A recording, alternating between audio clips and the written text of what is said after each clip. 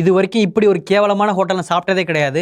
பெஸ்ட்டான worst hotel இதுதான். ஹோட்டலுக்கு பார்த்தீங்கன்னா முக்காவாசி நெகட்டிவ் கமெண்டா தான் இருந்துச்சு. அது சரியா தப்பா அப்படின்னு சொல்லிட்டு நான் அனலைஸ் பண்ணி சொல்றேன். ஆம்பியன்ஸ் நல்லா இருக்குன்னு போட்டிருந்தாங்க ஒருத்தங்க. அது ரொம்ப மொக்கையா தான் இருந்துச்சு. அந்த அளவுக்குலாம் கிடையாது. இந்த கஸ்டமர் ரிவ்யூல பார்த்தீங்கன்னா ரொம்ப சின்ன பிளேஸ் தான். உட்கார்ந்து சாப்பிடுறதுக்கு உண்மையிலேயே ரொம்ப கஷ்டம் தான். நிறைய பேர்லாம் வந்து சாப்பிட முடியாது. இந்த ரிவ்யூல பார்த்தீங்கன்னா இவங்க சொன்னது எல்லாமே உண்மைதான். இந்த கடையில சாப்பாடு ரொம்ப கேவலமா இருந்துச்சு. அதுக்கு ஃபர்ஸ்ட் சாம்பிளே உங்களுக்கு நான் காமிக்கிறேன்.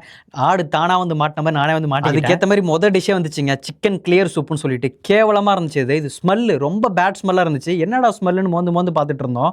அது என்ன ஸ்மெல்னு கடைசி வரைக்கும் கண்டுபிடிக்க முடியல. ஆனா ஏதோ சிக்கன் கெட்டு போன ஸ்மெல் மாதிரி தான் அது அடிச்சுக்கிட்டே இருந்துச்சு. இந்த ரிவ்யூல சொல்ற மாதிரி உண்மையிலேயே ரொம்ப அன்சேஃப்ங்க சாப்பிடுறது. ஏன்னா அது எப்படி இருந்துச்சுன்னு தெரியல. அதுல பாருங்க காக்ரோச்சஸ் செத்து போச்சுன்னு தான் சொல்றாங்க. எனக்கு ரொம்ப பயமாயிடுச்சு அதெல்லாம் பார்க்கும்போது. கடைசி வரை அந்த நாத்தம் முடிச்ச சூப்பை யாருமே குடிக்கல. அதுக்கப்புறம் பார்த்தீங்கன்னா 65 பிரியாணி வந்துச்சு. இது அதுக்கு மேல அதே மாதிரி ஸ்மெல்லு தாங்க. பழைய சிக்கன் ஸ்மெல் அந்த பிரியாணியில் அவ்வளோ கேவலமாக இருந்துச்சு. ஆனால் இதில் ஹைலைட் என்னன்னாக்கா அந்த மேலே அந்த 65 நல்லா ஃப்ரெஷ்ஷாக இருந்துச்சுங்க. அது மட்டும் தான் இந்த கடையில் நல்லா இருந்துச்சு நாங்கள் சாப்பிட்டதுலேயே. மற்ற எல்லாமே அந்த கெட்ட ஸ்மெல்லு நாங்கள் எல்லாத்தையுமே மொந்த பார்த்துட்ருக்கோம். சரி நம்ம ட்ரை பண்ணி பார்ப்போம், அது டேஸ்ட்டாக எப்படி இருக்குன்னு சொல்லலான்றதுக்காக தான் இதை பிரியாணி நான் சாப்பிட்டு பார்த்தேன். சுத்தமாக சொல்கிறேன், படும் கேவலம். அந்த ஸ்மெல்லும் போதே தெரியுது, பின்னாடி பேக்ரவுண்டில் அந்த கேவலமாக அந்த ஒரு கெட்டு போன டேஸ்ட் தெரியுது.